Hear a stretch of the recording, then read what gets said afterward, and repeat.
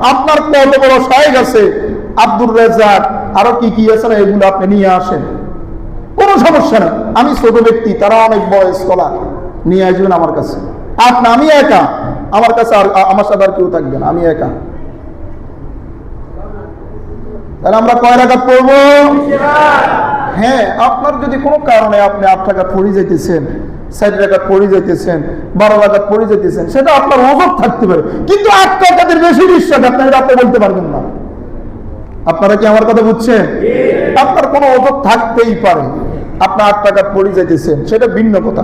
4 রাকাত পড়েও যাইতেছেন আপনি, ভিন্ন কথা। আজকে পড়তে পারেন নাই কোনো কারণে, সেটাও ভিন্ন কথা। 12 রাকাত পড়ে গেছেন, সেটা ভিন্ন কথা।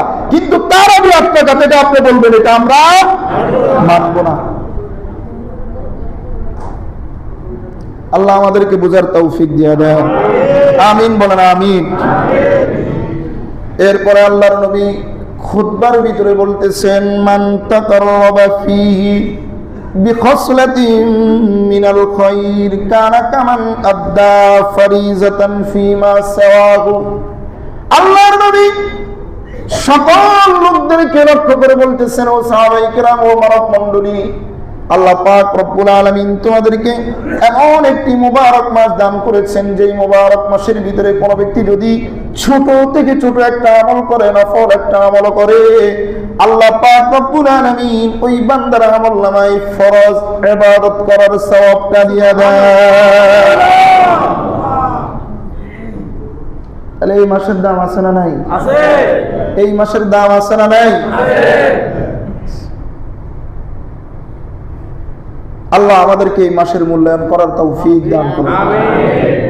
দ্বিতীয় নম্বর হলো, আল্লাহর নবী এবার সাহাবায়ে কিরামকে বলতেছেন, মানব মণ্ডলীদেরকে লক্ষ্য করে বলতেছেন, ওয়ামান আদ্দা ফারিজাতান ফীহি কানা কামান আদ্দা 70 ফারিজাতান ফীমা সাওয়াহু। আল্লাহর নবী বলতেছেন, আমার কোন উম্মত, কোন মানব মণ্ডলী যদি এই মাসের ভিতরে যদি একটা ফরজ আদায় করে, একটা ফরজ সাজদা দেয়, মাহে রমজানের বাহিরে 70টা ফরজ সাজদা দিলে যেই সওয়াব, 70টা ফরজ আদায় করলে যেই সওয়াব, ওই সওয়াব আল্লাহ তাআলা উম্মতের আমলনামায় দিয়ে দেন। লাভ না লস? কত বড় বেনিফিট দিলেন, কত বড় সুযোগ দিলেন, কত বড় ফজিলত আল্লাহ তাআলা উম্মতে মুহাম্মাদিয়াকে এই মাসের ভিতরে দিয়ে দিয়েছেন। সুবহানাল্লাহ।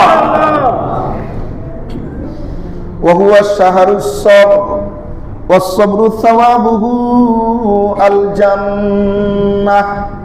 এই মাসটি হলো সবরের মাস। আল্লাহর নবী এবার